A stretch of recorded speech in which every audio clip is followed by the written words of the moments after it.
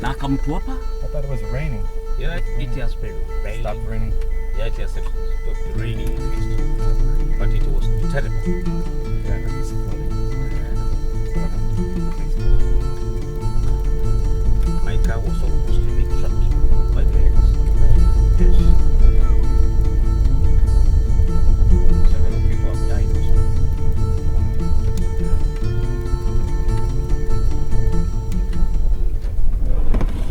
Oh my god. I'll just do it. Can you put it in something? Right down, you see? It's May 10, 2017, and I've just arrived at the international airport in Mombasa. It's a small airport. It's very easy to get through customs, and from the time the plane touches down to the time you're out of the airport is, in most cases, is just a few minutes, so it's great.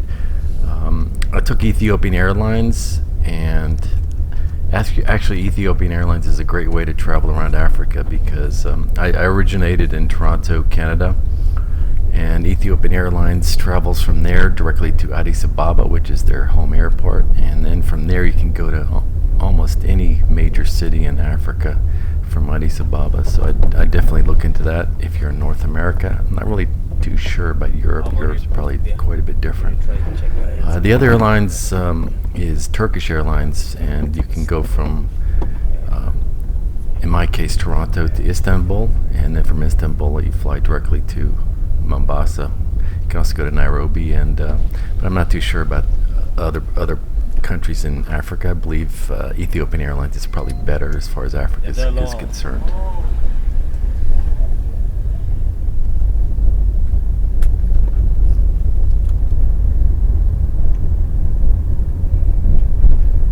When I got to the Mombasa airport, I was asked for my yellow fever immunization certificate. I've been asked that in other countries. I believe in Cote d'Ivoire I was asked for the yellow fever. If you don't have that, you're going to have to wait in line at the airport to get it done in the doctor's office there. And I believe that's the only immunization I've ever been requested to show in any country in Africa. The visa costs $50 and I believe you have to pay in US dollars, believe it or not. I don't think you can pay in euros or local, I don't even think you can pay it in local Kenya shillings. So bring some US dollars along with you. There's also an East African visa, which is good for 90 days. The Kenya visa is good for 90 days, the Kenya tourist visa. There's also like I said, an East African tourist visa, which is good for 3 countries, Kenya, Rwanda, and Uganda. So you can travel between those 3 countries anytime, many times as you want for 90 days. That one costs $100 US.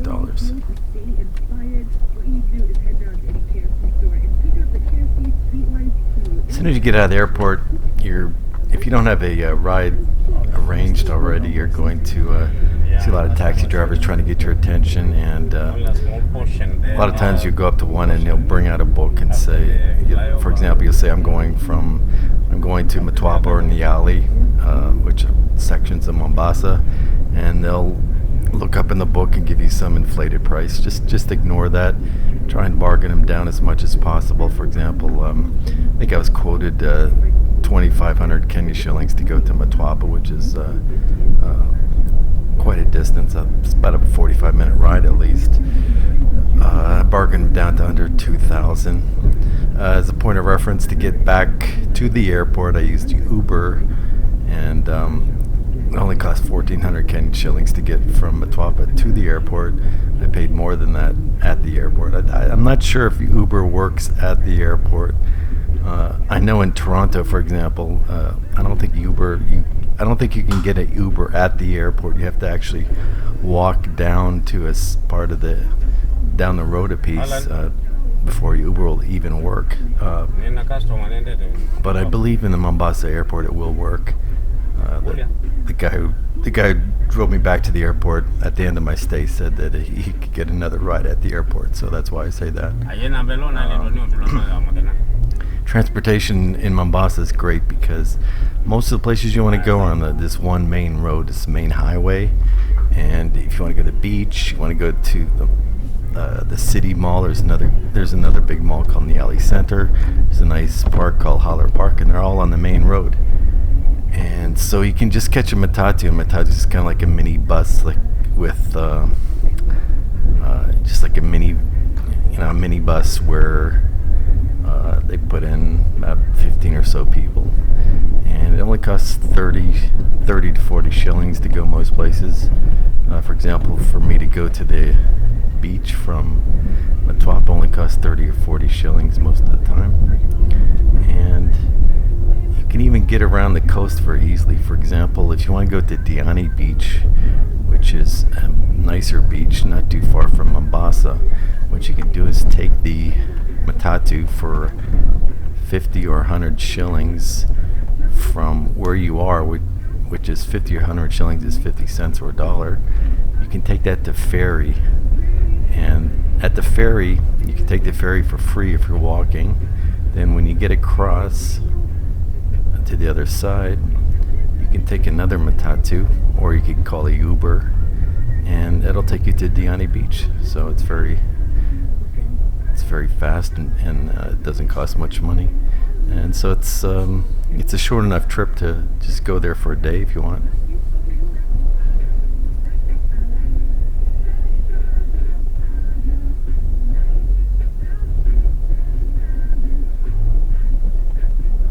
Let me talk about internet access in Mombasa. I needed it every day for my business. I work on my business while I'm away. And at the city mall, there's a really nice cafe called Cafe 3, where you'll see a lot of people with their laptops open doing whatever they do on their laptops. And it's a great place to work. There are a few other places with free Wi-Fi.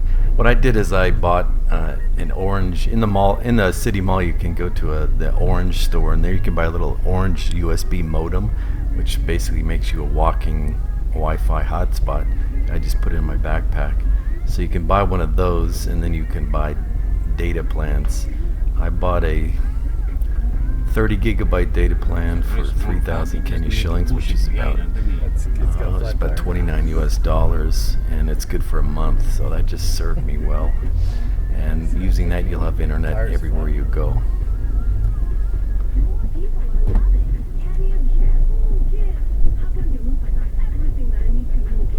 If you're going to be in Africa for any length of time, it's good to have another phone. For example, I have an iPhone, but I also bought a Samsung S5. Samsungs are really good in Africa. So I bought a Samsung S5 and unlocked, of course. And what you can do is just buy yourself a SIM card in whichever country you're in. And for example, for using Uber, a lot of times the driver's going to call you up. So that's not going to work if I was using Uber on my iPhone. The guy is not going to be able to call me up because it's a Canada phone number. So I had this local phone, and downloaded the Uber app, and that's the way to go as far as that's concerned.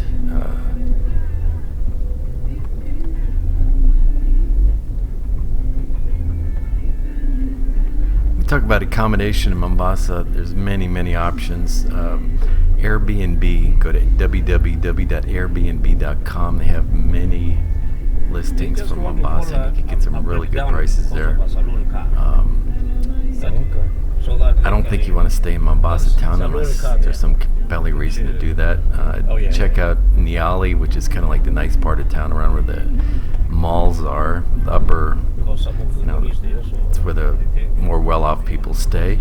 Then there's other sections, for example, Shanzu and Mtwapa, and you'll see many listings there for Airbnb.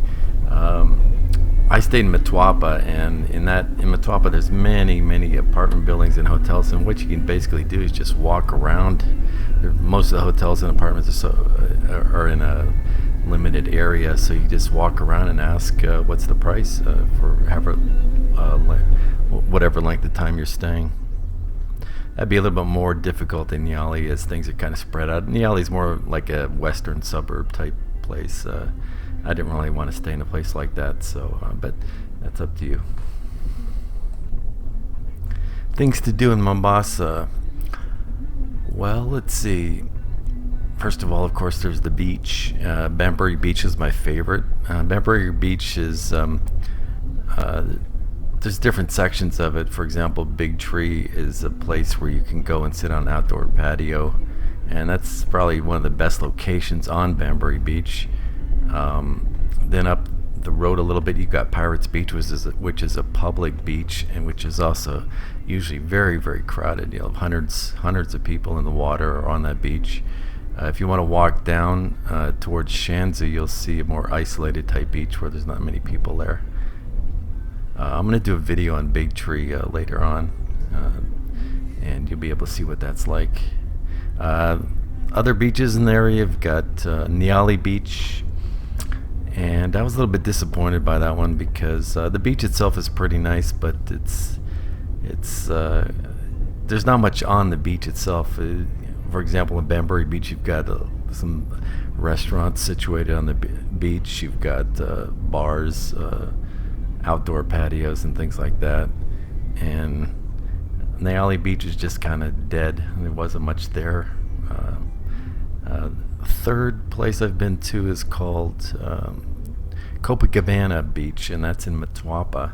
That's kind of an interesting place. It's a small beach, and you can go there, and they have some outdoor restaurants where you can have some nice, really delicious fish, have some beers. It's a good place to spend a day.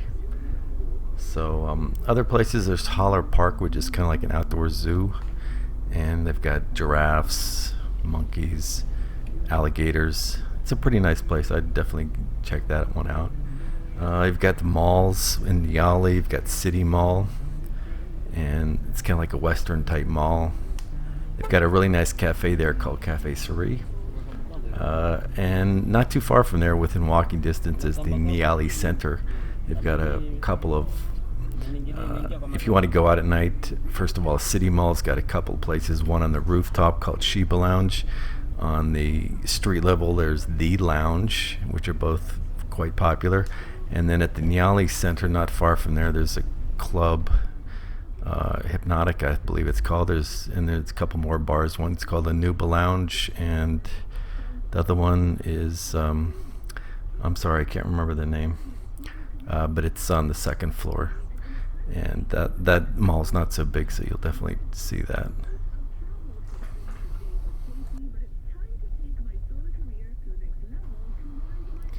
Where to go if you want to exchange money in Mombasa? And that's a very good question. At the airport, you'll get a bad rate, so just change 50 or 100 US dollars there if you need some shillings to get started. At the banks, you get a rate maybe a little bit better than the airport, but if you really want to get your money changed at the bank, just check a few banks, because the rate can be quite different depending on which bank you go to. For example, in the Nyali Center, there was a bank on the ground floor which is offering me 99 shillings per US dollar, which was terrible because when I was there, the exchange rate was 1.03. So they were offering 99 cents. The guard told me, hey, just go upstairs, you may get a better rate. So I went upstairs to another bank, and they're offering 1.05. And I thought that was good, but then I remembered that from previous visits, there's a black market for an exchange at Big Tree. And when you're entering Big Tree, there'll be a bunch of kind of shady looking guys outside asking if you want to change money. And if you want to do that, you just go in a room, and the guy's he won't tell you outside, but you have to go in, and then he's going to type out the exchange rate on a calculator, and you need to bargain.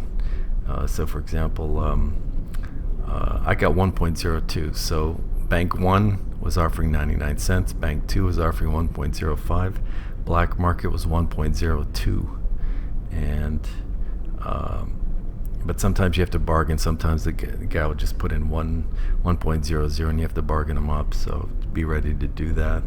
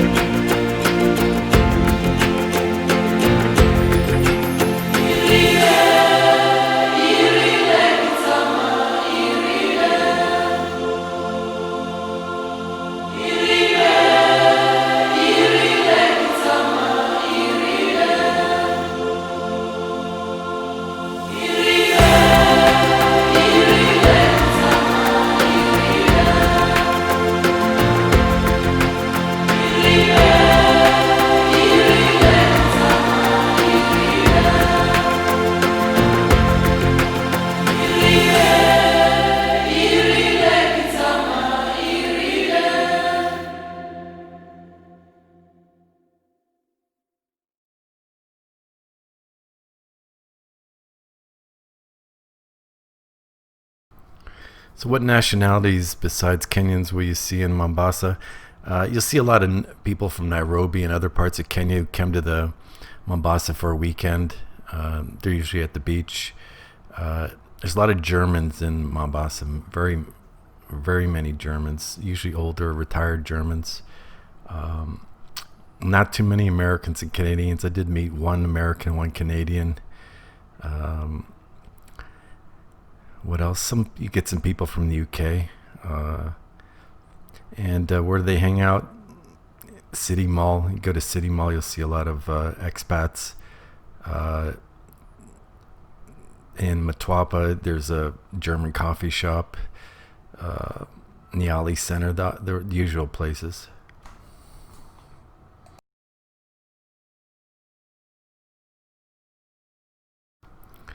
Let me talk about credit cards in Kenya.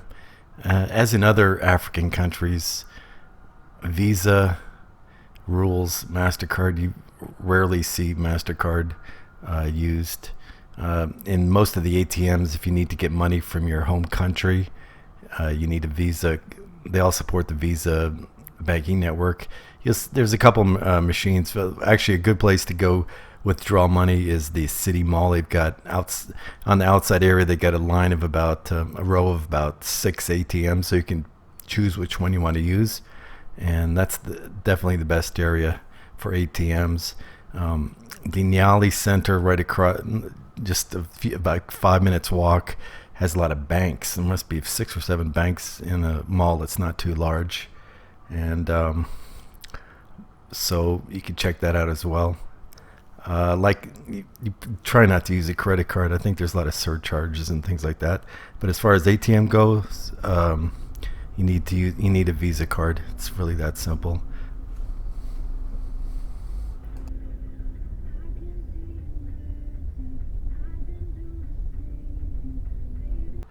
Nightlife in Mombasa.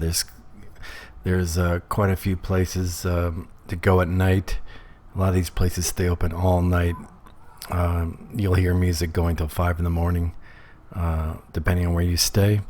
Let's start in Nyali Center. Nyali, there's the Nyali Center. I think they have 3 places in there I talked about previously. The Nuba Lounge, which is kind of like a just basically a bar where people sit and drink, watch football maybe. There's another one called Tapas, which is kind of like I don't know. It's like a Western style place with a long bar. I didn't like either of those places. And there's another one in that mall called Hypnotica, which is an indoor.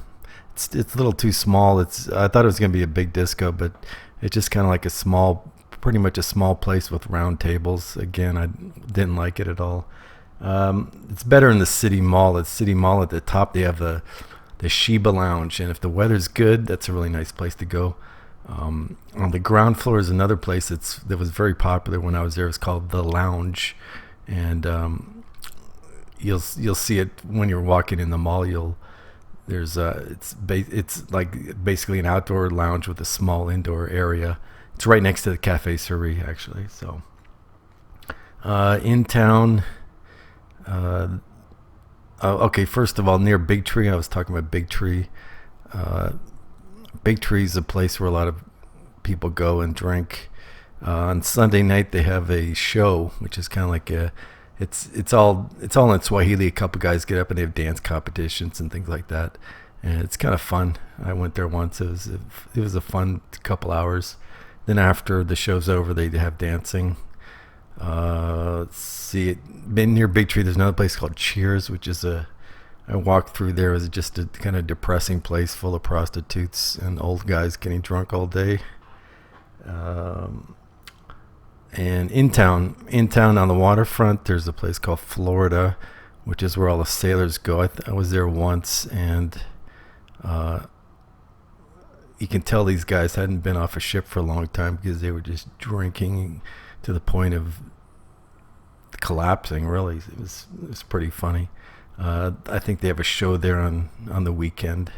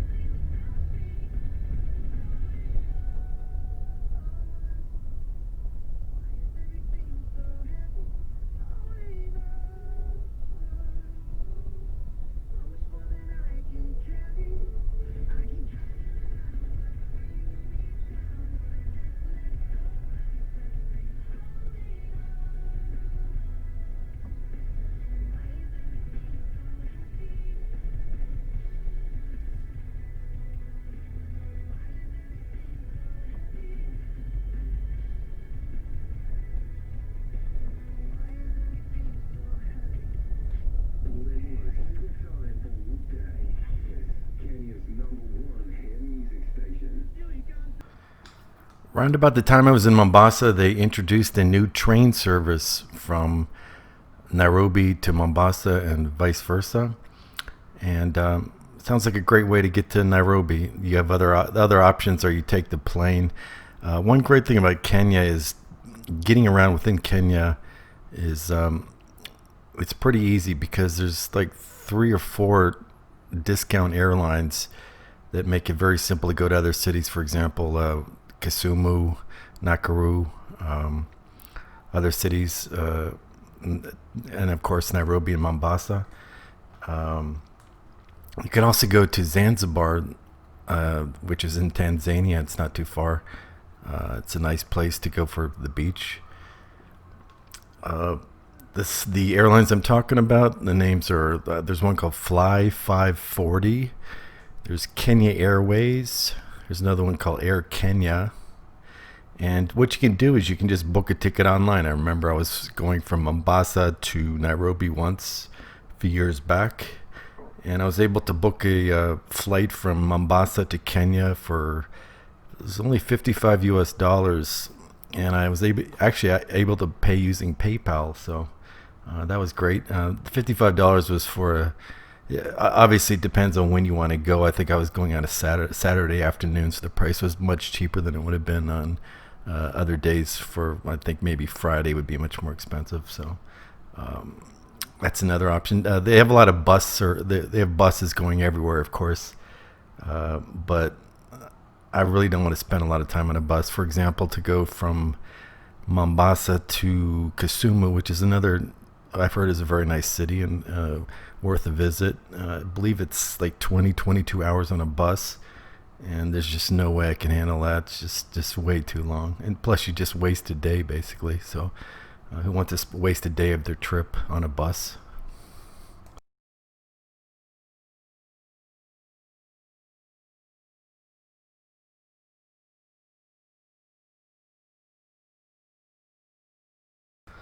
Besides that, there's a couple other places on the coast. For example, one's called Kilifi, which is not too far. I think it's an hour in this direction we're heading in right now. It's about another hour down the road, and you'll see matatus, and the conductor will scream out Malindi. So there's matatus that go directly to Malindi. Malindi is another beach town. I believe there's a lot of Italians there, I've heard. I've never been there myself. So Malindi and Kilifi are two other beach places that you may want to check out on the internet and pay a visit sometime.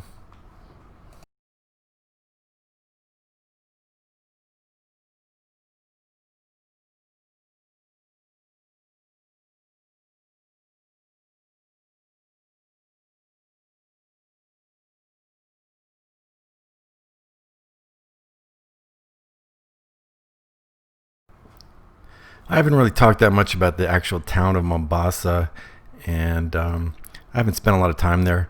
There is one area of downtown Mombasa that's quite nice. There's a waterfront area, and I believe they have sometimes they have events held there.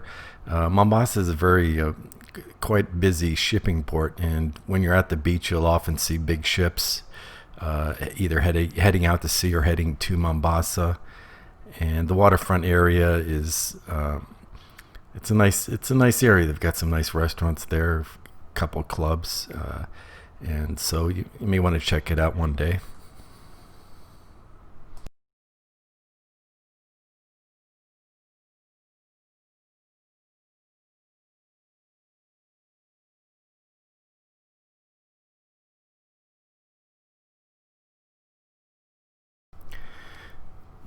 People in Kenya mostly speak Swahili, and a lot of them speak their own tribe language. There's different tribes, for example, Luau, Kikuyu, Maasai warrior, and so very often you'll meet someone who speaks English very well, Swahili, as well as a tribe language. That's 3 languages, and that's pretty impressive.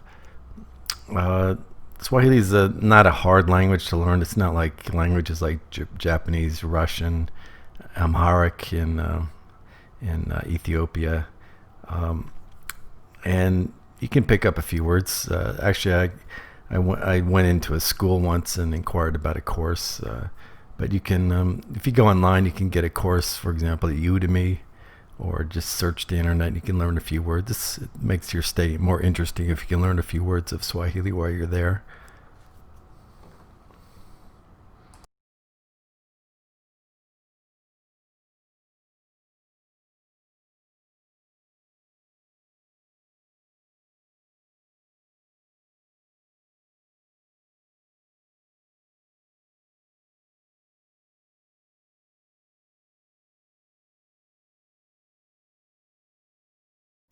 Where to buy groceries? On the street, you'll see a lot of people selling things. There's a lot of nice fruit stands. You can get fruit, eggs, things like that.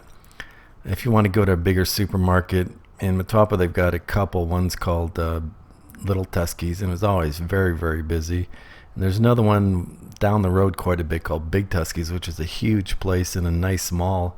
But for some reason, they located the mall. It was just too far. It's just too far away. Like nobody. There was almost I went there like 2 or 3 times, and there was very, very few people in the mall itself, and very few in Big Tuskies as well. Nyali, you've got a couple of great choices in the Nyali Center. You've got a supermarket. Inside the supermarket, there's a nice cafe where you can eat African food, and I ate there several times. In City Mall, you've got the Nakumat, and that's a place you can buy groceries, clothes, household goods, you name it.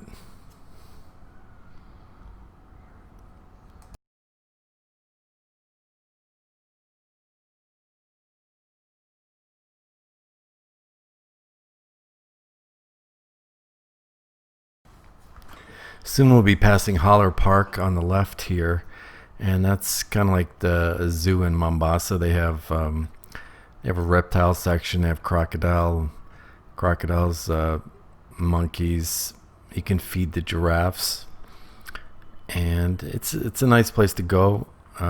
One thing you have to be ready for though is there's a lot of walking. You have to walk everywhere. Just really know it's a big place, and you have to walk to each featured place in the park. But it's a nice place and definitely worth a visit. Across the street, I'm trying to remember. I think it may have been just a bird. It could have been a bird sanctuary or something like that. But it's down the road across the street from Holler Park. You probably pass by it if you're in that area.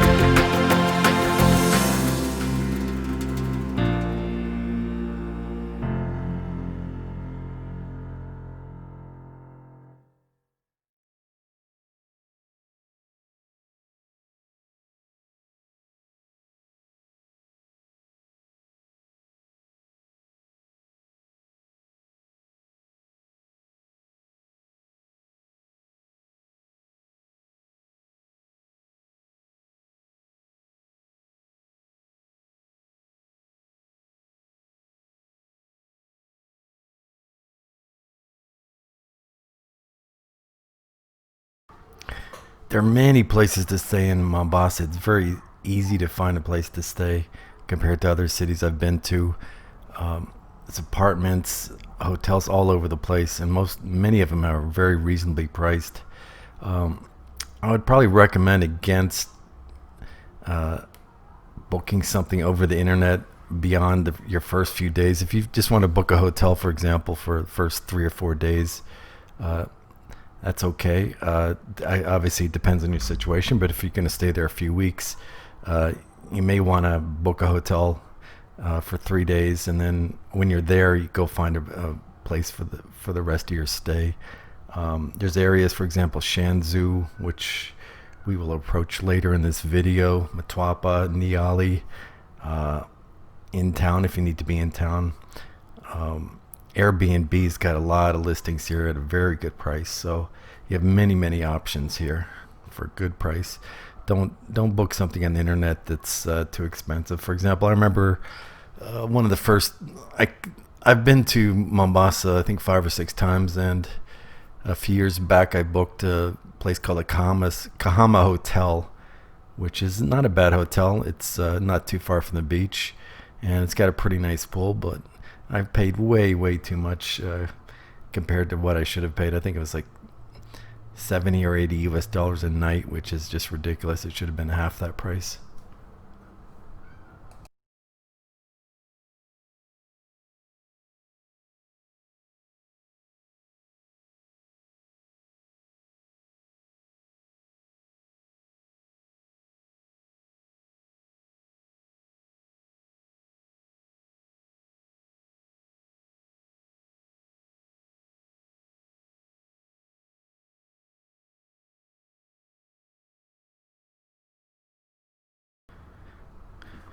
When you're deciding when to go to Mombasa, be aware that there's periods of the year where the rainy season is called, obviously.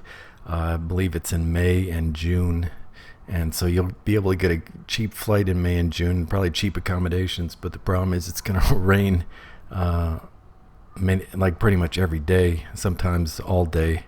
Matter of fact, I arrived there May 10, and I was told that for the 2 weeks before I was there, it just rained constantly. So you're not going to have a very good vacation if you're in that kind of situation.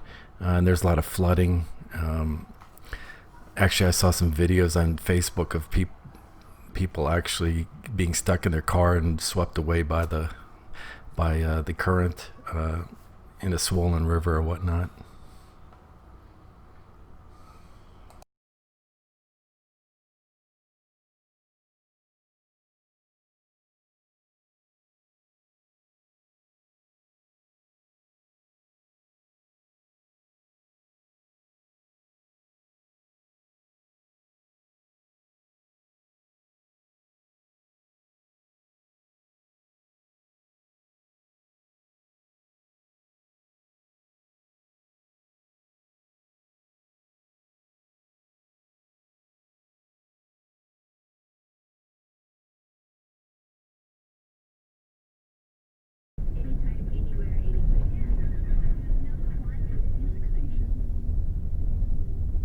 Down this road to the right, there's a lot of hotels. I stayed in one called the Nightingale. There's a restaurant called the Safari Inn.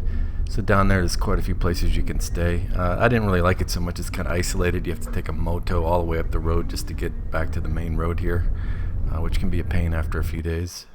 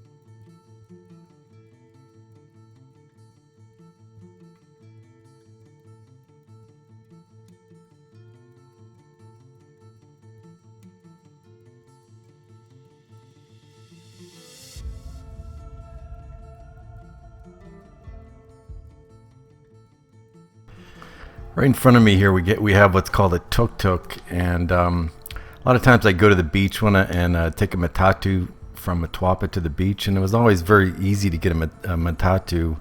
As soon as I walked up to the main road, I would usually find one like instantaneously. Matter of fact, the conductors would sometimes run down the street and grab you and pull you to the matatu, and they would compete for customers. But going back from the beach, a lot of times the matatus were full, so sometimes I would take one of these tuk-tuks. If you've got like 3 people, sometimes it's better to take a tuk-tuk as well. And again, the situation is you need to bargain these guys down. A lot of times they'll start out with double or even triple the price of what it should be, and so you have to bargain hard before you get in the tuk-tuk. Don't ever get into tuk-tuk without agreeing on the price first.